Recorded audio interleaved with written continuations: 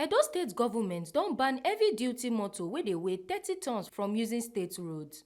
Commissioner for Communication and Orientation, Kari yarn dis one after the weekly Executive Council meeting on Wednesday for Government House, Benin City. Government tok say the damage wey these vehicles, especially the ones wey dey carry cement, petrol and diesel don become too much for the roads, and most of the state roads no dey designed to carry dis kind heavy-duty motor. Today at ESCO, it was announced, and it's something we take very seriously, that we have banned articulated vehicles weighing up to 30 tons plying state roads, feeder roads within our cities, especially our state roads. The damage these vehicles and these drivers do to our roads is unbearable. They have destroyed our roads. Our roads were not designed to carry vehicles that weigh up to 30 tons in most cases, especially those carrying cement, carrying petrol, carrying diesel or oil products. You see them in our rural areas, meandering within villages and destroying the road without a care of the damage they are doing to these roads. So this is to announce that we have banned those articulated vehicles from going through our roads. They should use the federal roads, which are designed for these purposes. Government can still suspend the heads of service of 3 local governments wey be Owan West, Owan East and Igueben sake of say dem still dey allow this heavy motor pass their area. The state government has suspended 3 head of services of 3 local governments, Owan West, Owan East and Igueben. Even though this directive was given to them, they have continued to allow these vehicles to go through their domains, considering the damage they do to our roads in this area. We all have to understand that the economy is very bad right now. Also understand that the constraint of cash, the infrastructures are failing because there's no cash to run them, and those that the government has managed to put in place have been destroyed and damaged by mostly travelers who are transversing the length and breadth of Nigeria, who do not owe Edo people taxes. They don't pay taxes here. They don't contribute to our IGR, but they are using our facilities and damaging them. So we are banning these vehicles from using our roads. The federal roads are there. They should go ahead to continue to use the federal roads to move from one point to the other. So the state government is taking this very seriously, and we enjoin our people, the local government heads of services, and our people, our special assistants and special advisors in these areas to stop any of these vehicles that want to destroy and are destroying our roads.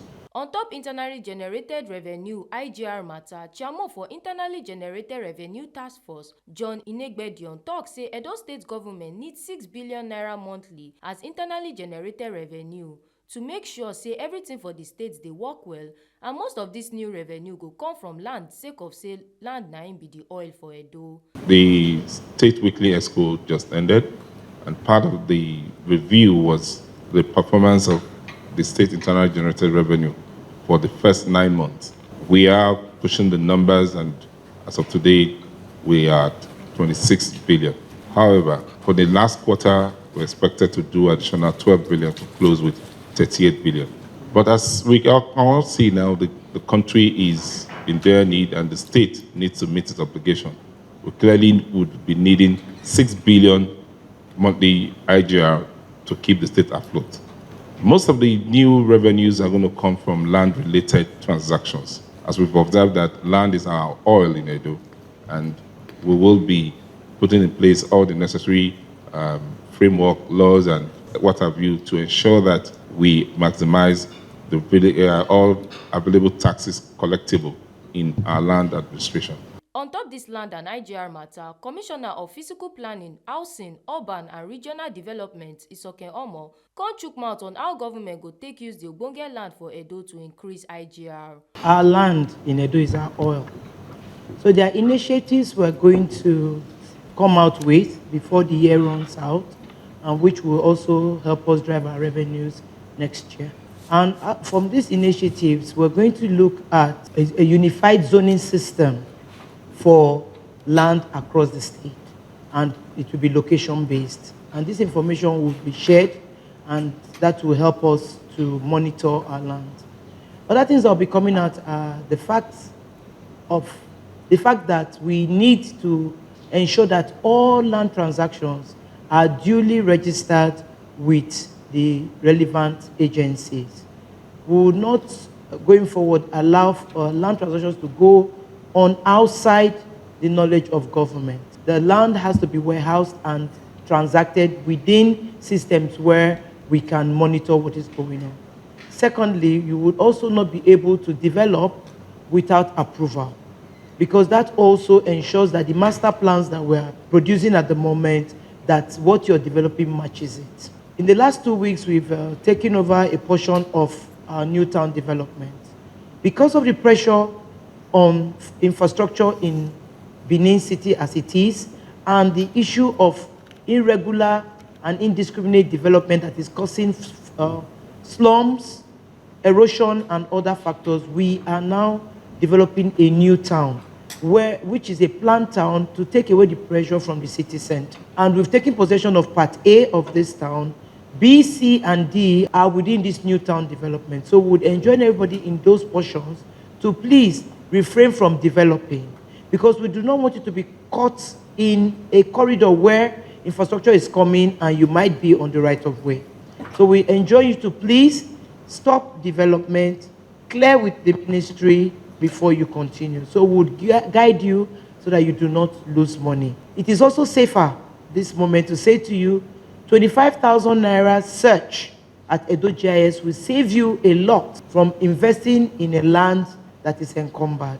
So 25,000 naira for rest of mind is better than you wasting your money on a land that is owned by government or is on a moat or a right of way where you would not be allowed to develop. So those are the things that are coming up. Would give you more information. There'll be a lot of communication on all this so that we engage our people and carry them along. Commissioner for Youth and Gender Issues, Andre Nwata, chook mouth for 2 awards wey Governor Obaseki receive. The first award na from African Media Organization sake of the transformation wey dey shele for the state-owned Nigerian Observer, while the second award na from Sapphire Shield Security Organization to recognize the ogbonge work wey Governor Obaseki dey do for security.